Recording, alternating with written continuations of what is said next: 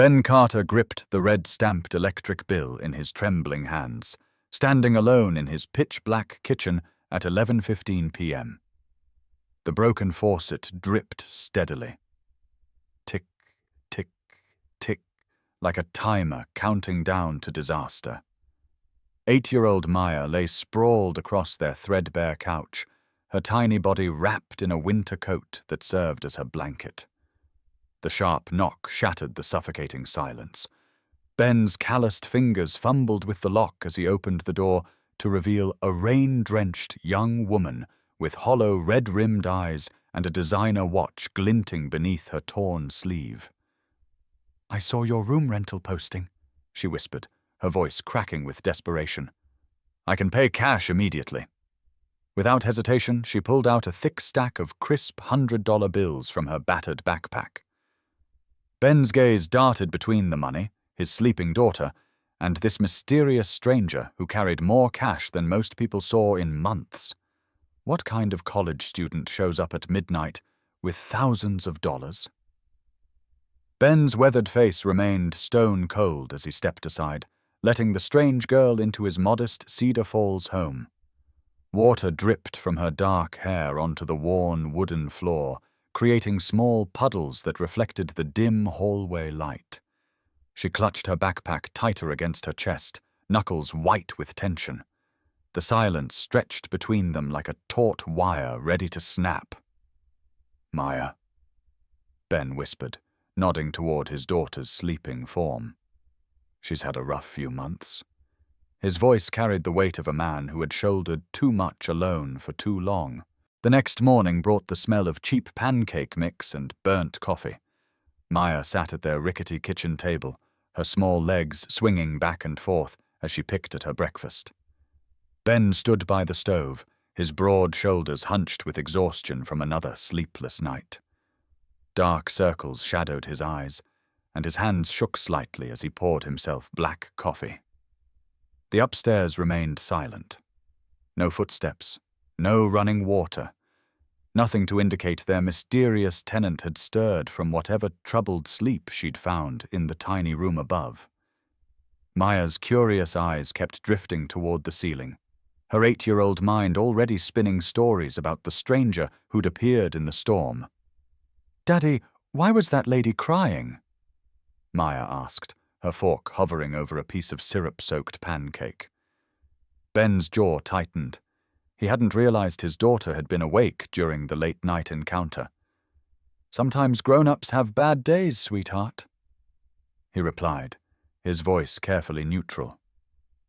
Maya nodded with the simple acceptance of childhood, but her bright green eyes held questions that would surface again. Ben checked his watch. 7:30 a.m. Time to leave for another 12-hour day fixing pipes and pretending his world wasn't slowly crumbling around him. The afternoon sun streamed through the kitchen window when Maya arrived home from school to find the mysterious woman sitting at their table. She had changed into clean clothes, faded jeans and a simple grey sweater, but her expensive watch still caught the light.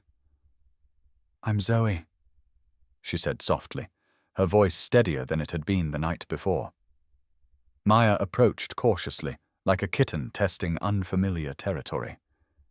"Are you Daddy's friend?" Maya asked. Zoe's lips curved into the first genuine smile she'd worn in weeks. "I hope so," she replied, and something in her tone made Maya's face brighten with possibility. "I'm having trouble with fractions," Maya confided, spreading her homework across the table with the trust that only children possess. Zoe's eyes softened as she studied the math problems scattered before them. "Want me to help? I'm pretty good with numbers," she offered, pulling her chair closer to Maya's. Their heads bent together over the worksheets, and for the first time in months, the sound of genuine laughter filled the small kitchen. When Ben's truck rumbled into the driveway at 8 p.m., he found his daughter beaming with pride over completed homework and a woman who looked nothing like the desperate stranger from the night before. Ben paused in the doorway, taking in the scene before him. Zoe had cleaned their kitchen, and the smell of real food, not microwaved leftovers, filled the air. Maya was chattering excitedly about her day, while Zoe listened with the kind of focused attention his daughter rarely received from adults. "Daddy, Zoe helped me with my math and we made spaghetti," Maya announced, bouncing in her chair. Ben's eyes met Zoe's across the room, searching for answers in her guarded expression. "Thank you," he said simply, but the words carried more weight than gratitude for homework help. As days melted into weeks, an unexpected rhythm developed in their small home. Zoe would disappear each morning, claiming she had classes at the University of Iowa, though Ben never saw textbooks or notebooks among her few possessions. She'd return in the afternoons with expensive groceries and an endless supply of patience for Maya's questions. Their evenings fell into a comfortable pattern-shared meals, homework sessions, and quiet conversations that carefully skirted around the obvious mysteries surrounding their houseguest. Maya bloomed under the attention, her laughter returning like music Ben had forgotten he missed. But questions multiplied like shadows at dusk. Zoe's phone rang constantly, sending her hurrying to the back porch where she'd pace and speak in urgent, hushed tones. "No, I need more time," Ben overheard one evening. "Don't tell him where I am." The desperation in her voice reminded him of that first night, but when she returned to the kitchen, her smile was perfectly composed. Maya never seemed to notice these interruptions, too captivated by having someone who actually wanted to hear about her day, her dreams, her 8-year-old observations about the world. One crisp October morning, a sleek black BMW appeared on their quiet street. It sat there for 3 days, tinted windows reflecting the autumn sunlight like dark mirrors. The driver never emerged, never approached their house, but Ben felt watched.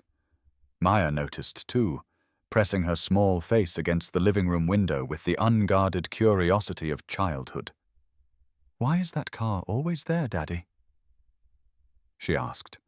Ben had no answer that wouldn't frighten her, so he distracted her with promises of hot chocolate and cartoons. The watching intensified when a man in an expensive suit knocked on their door during Ben's lunch break. He introduced himself as Detective Morrison, though something about his polished appearance suggested he worked for private interests rather than local law enforcement. "I'm looking for a young woman who's gone missing," he said, producing a photograph.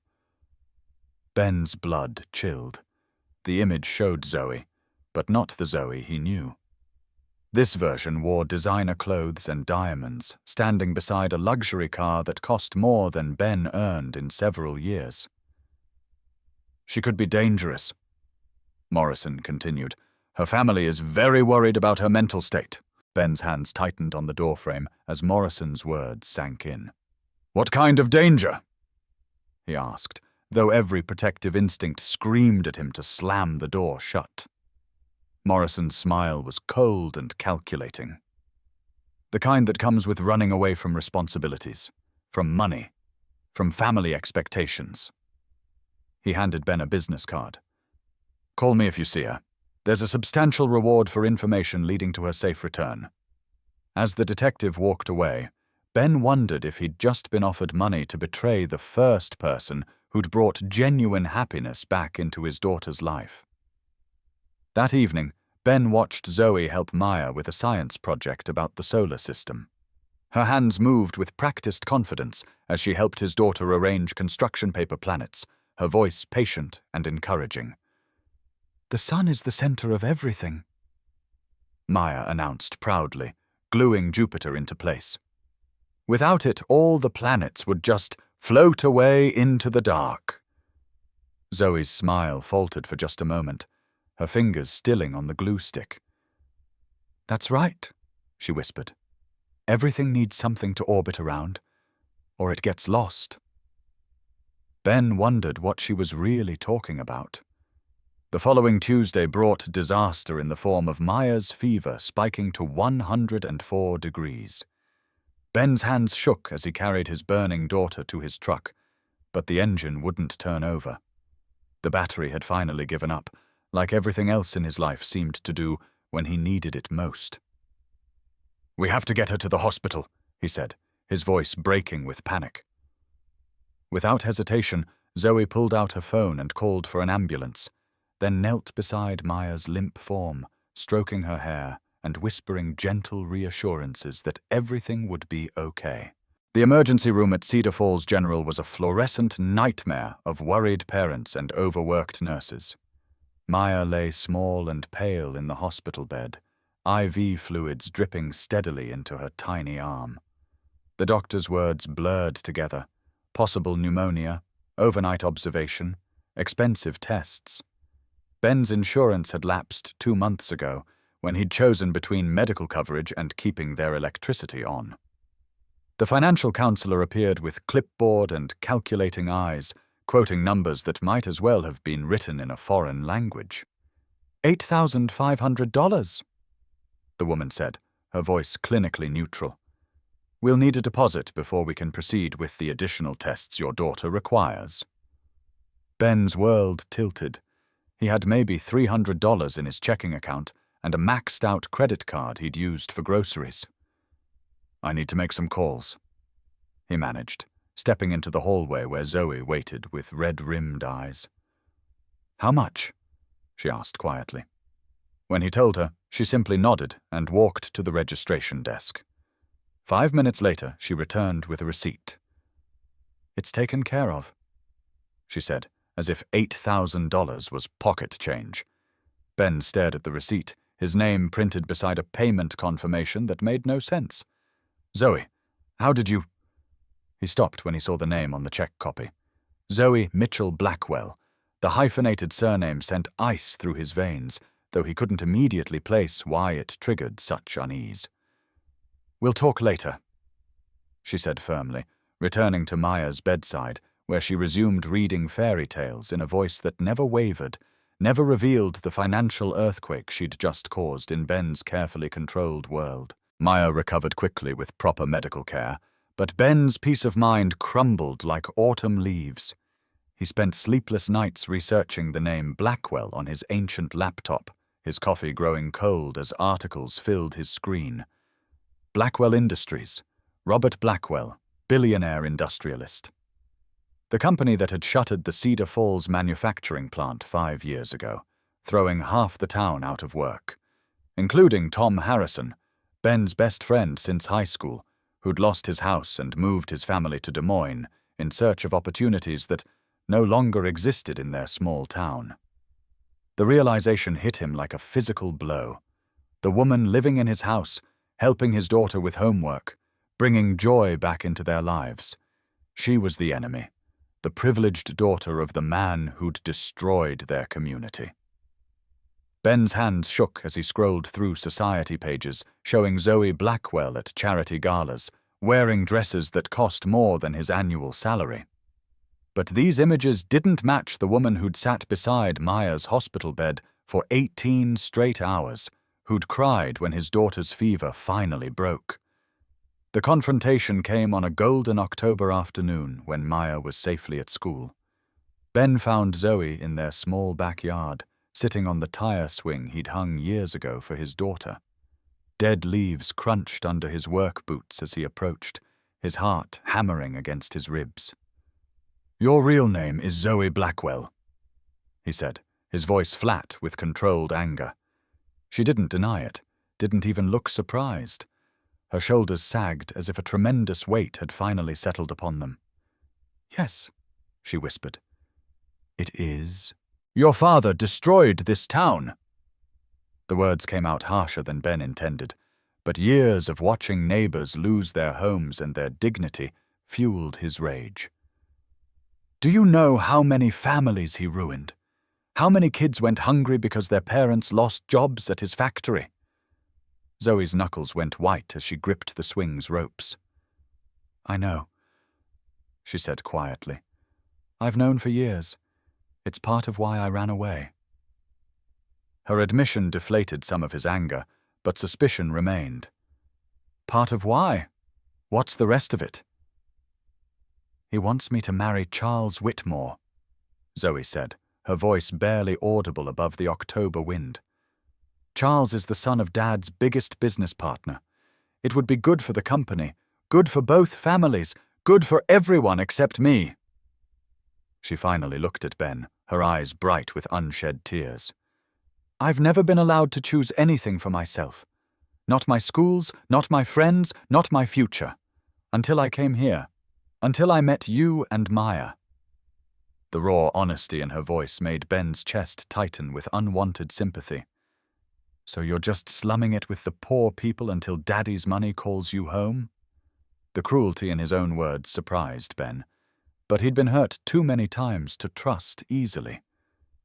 Zoe flinched as if he'd struck her physically. Is that really what you think? She asked. After everything we've shared, after seeing how much I love Maya. Her voice cracked on his daughter's name. I love her like she's my own, and She stopped herself, swallowing whatever confession had been about to escape. Before Ben could respond, Maya's voice cut through the tension like a knife. Why are you yelling at Zoe? His daughter stood on the back porch, her small face twisted with confusion and fear. She'd come home early from school, a detail that registered too late to matter. Daddy, you're making her cry, Maya accused, running to Zoe and wrapping her thin arms around the woman's waist. Don't be mean to her. She takes care of us. The simple truth from his 8-year-old daughter hit Ben harder than any accusation could have. That evening, Detective Morrison returned with backup 2 men in expensive suits who moved with the calculated precision of professional security. Miss Blackwell, Morrison said formally, your father has asked us to escort you home. He's very concerned about your well-being. Zoe stood in their small living room, looking fragile and cornered despite the fortune that supposedly backed her. I'm fine where I am, she said quietly. Maya pressed against Zoe's side, her young face clouded with confusion she couldn't quite articulate. I'm afraid that's not an option, Morrison replied, his voice carrying the kind of authority that came with unlimited resources. Your father is prepared to involve local law enforcement if necessary. You're still legally his dependent, Miss Blackwell. Ben watched this exchange with growing unease, recognizing the trap closing around them all. Money meant power, and power meant getting what you wanted regardless of who got hurt in the process. Zoe doesn't want to go, Maya announced with 8-year-old logic, so she should stay here with us. Maya, go to your room, Ben said gently, but his daughter shook her head stubbornly. No, they can't make Zoe leave if she doesn't want to. Her small hands clenched into fists, ready to fight forces she couldn't begin to understand. Morrison's smile was patronizing and cold. I'm afraid it doesn't work that way, little girl. Miss Blackwell has responsibilities to her family. Important responsibilities. The dismissive tone he used with Maya sparked something dangerous in Ben's chest. Get out, Ben said quietly, but his voice carried the kind of threat that made smart people listen. Morrison's eyebrows rose in surprise. Excuse me? He asked. This is my house, Ben continued, moving to stand beside Zoe and Maya. If she wants to stay, she stays. If she wants to go, she goes. But that's her choice, not yours. The 2 security men shifted slightly, hands moving toward their jackets in a gesture that was barely subtle. Morrison's smile turned razor-sharp. Mr. Carter, I don't think you understand the situation you're inserting yourself into. What happened next unfolded like a nightmare in slow motion. Maya, frightened by the tension crackling through the room, broke away from the adults and ran toward the front door.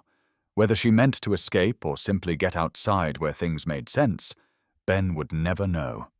The door slammed open, and Maya darted into the street just as Mrs. Patterson's teenager came racing around the corner in his pickup truck, music blasting too loud for him to hear anything else. The screech of brakes cut through the October air like a scream. Zoe moved faster than seemed humanly possible. She launched herself off the porch, her body colliding with Maya's small form and sending them both rolling across the asphalt. The truck's bumper caught Zoe's left leg with a sickening crack that echoed down the quiet residential street. Maya landed safely in the grass, shaken but unharmed. Zoe lay twisted on the pavement, blood pooling beneath her head, her expensive watch finally shattered against the unforgiving ground. Ben dropped to his knees beside Zoe's unconscious form, his hands hovering over her still body as if touch might cause more damage. "Call an ambulance," he shouted to Morrison, who stood frozen in the doorway with his mouth hanging open. Maya crawled toward them, tears streaming down her dirt-streaked face. "Zoe! Zoe, wake up!" she cried, her small hands reaching for the woman who'd risked everything to save her. "Please wake up. I need you to wake up." Ben gathered his daughter against his chest, holding her tight, while sirens wailed in the distance. The intensive care unit at Cedar Falls General became Ben's second home for the next 14 days. Maya slept curled in uncomfortable waiting room chairs, while he maintained his vigil beside Zoe's bed. Machines beeped steadily, monitoring vital signs that fluctuated like stock market numbers. Her left leg was shattered in 3 places, requiring multiple surgeries and hardware that would leave her with a permanent limp. But the head injury was what really scared the doctors. And Ben, though he'd never admit the depth of his fear aloud. On the 5th day, Robert Blackwell arrived in Cedar Falls like a force of nature. Ben expected a monster, but the man who entered the ICU looked remarkably ordinary. Tall, silver-haired, wearing an expensive suit that couldn't hide the exhaustion etched into his features. He moved to his daughter's bedside with the careful steps of someone who'd aged years in mere days. "She saved your little girl," he said quietly, his voice rough with emotion Ben hadn't expected. "That's the daughter I raised, underneath all the rebellion and defiance." "She's an incredible woman," Ben replied, surprising himself with the honesty. Robert's eyes met his across Zoe's still form. "You love her," the older man observed, and it wasn't a question. Ben started to deny it, then stopped. The truth sat heavy in his chest like a stone he'd been carrying without realizing its weight. "Yes," he admitted. "I do." Robert nodded slowly. "Good. She needs someone who sees her for who she really is, not what she represents to other people." When Zoe finally opened her eyes on day 9, her first word was, "Maya." Ben leaned forward, relief flooding through him like warm water. "She's fine," he assured her quickly. "You saved her. She's perfectly fine." Zoe's eyes filled with tears that had nothing to do with physical pain. "I thought I'd lost her," she whispered. "I thought I'd lost both of you." Ben reached for her hand, careful of the IV lines threading her pale skin. "We're not going anywhere," he promised, meaning it more than he'd ever meant anything in his life. The recovery was slow and painful, but it brought unexpected revelations. Robert Blackwell proved to be nothing like the corporate villain Ben had imagined. The older man spent hours at his daughter's bedside, reading her favorite books from childhood and sharing stories of the spirited little girl she'd been before society's expectations had begun to cage her. "I never wanted the business," he confided to Ben one evening while Zoe slept. "It was my father's dream, then his father's legacy, but it became a prison for all of us." "Why didn't you ever tell her that?" Ben asked. Robert's smile was sad and self-aware. "Because I was afraid she'd think less of me if she knew I was just as trapped as she was. Stupid, really. Parents protect their children from the wrong things sometimes." He gestured toward Zoe's sleeping form. "She's the bravest person I know. Braver than I ever was at her age, or any age for that matter." Maya had been unusually quiet during Zoe's hospitalization, her natural chattiness replaced by thoughtful observation. She drew pictures for Zoe every day, crayon masterpieces featuring stick figures with disproportionately large smiles. But on the day Zoe was finally scheduled to be released, Maya approached Ben with the serious expression she wore when wrestling with big concepts. "Daddy, Is Zoe going to leave us now that she's better? She asked. Ben knelt to his daughter's eye level, wishing he had better answers. I don't know, sweetheart. That's up to her.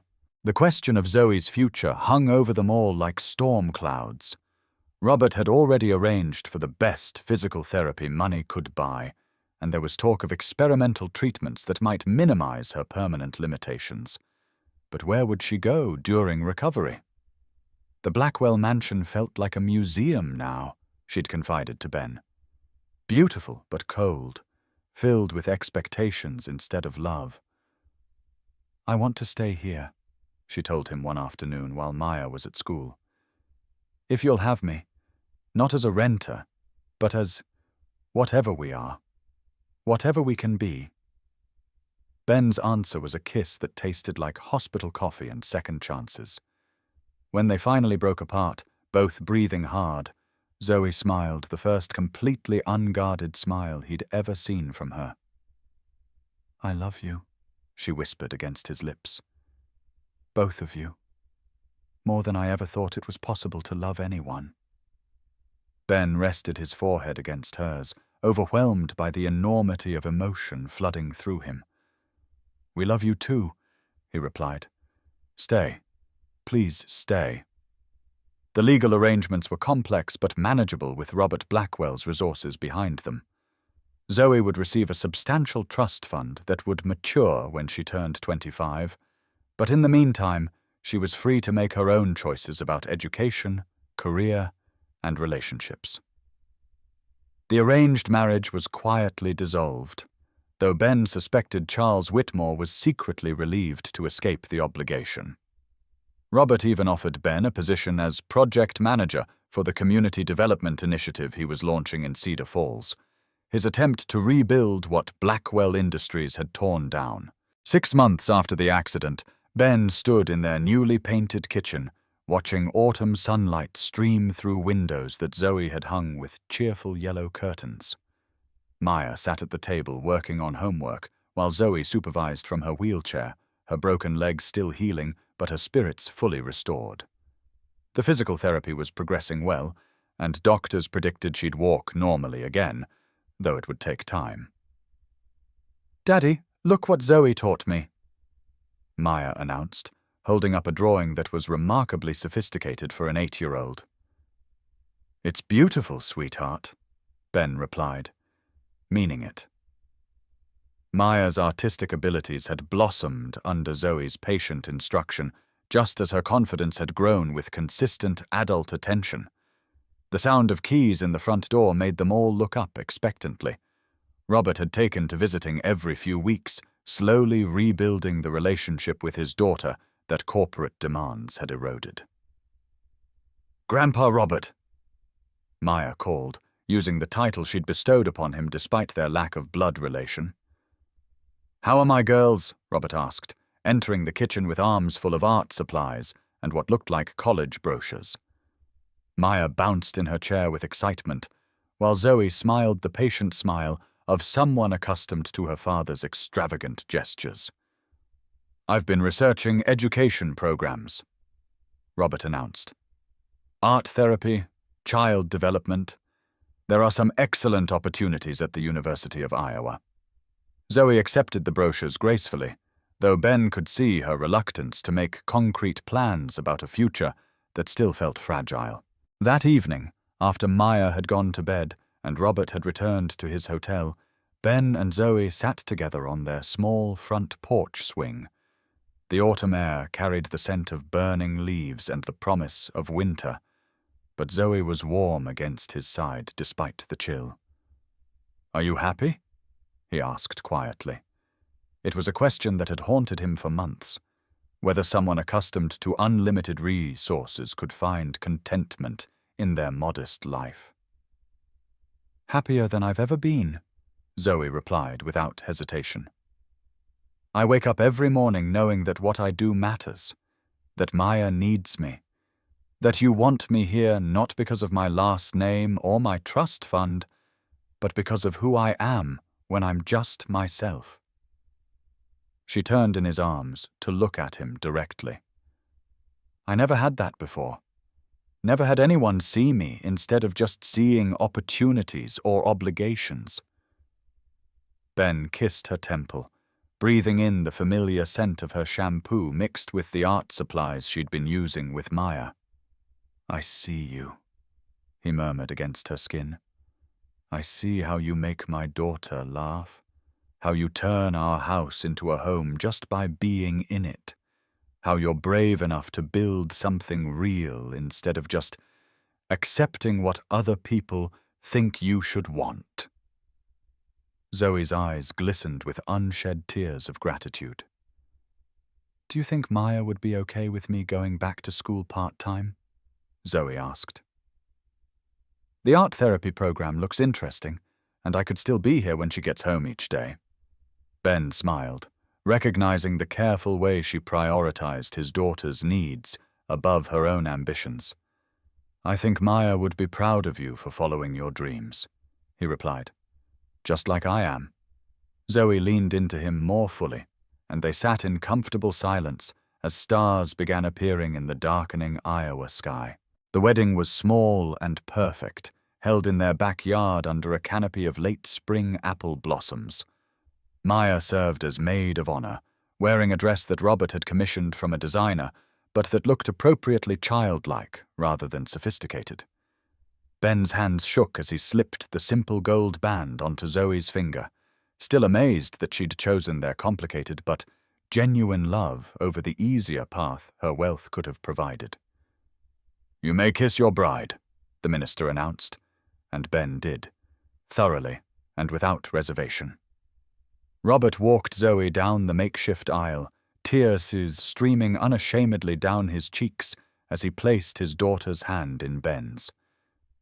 "Take care of each other," he whispered, embracing them both with the fierce protectiveness of a man who'd almost lost everything that mattered. Maya threw rice with enthusiastic inaccuracy, hitting the minister more often than the newlyweds, while their small gathering of neighbors and friends laughed and applauded the beginning of something beautiful. As evening fell over Cedar Falls, Ben and Zoe sat together on their porch swing, now adorned with white ribbons that Maya had insisted were necessary for a proper wedding. Their daughter was finally asleep upstairs, exhausted from the excitement of the day, but thrilled to officially be part of a complete family. "No regrets?" Ben asked softly, echoing a conversation from months earlier. Zoe's smile was radiant in the gathering dusk. "Only that it took me so long to find you," she replied. "Both of you." And as the first stars appeared overhead, Ben knew that some fairy tales were worth waiting for, even when they came disguised as late-night strangers with mysterious pasts and hearts brave enough to choose love over everything else.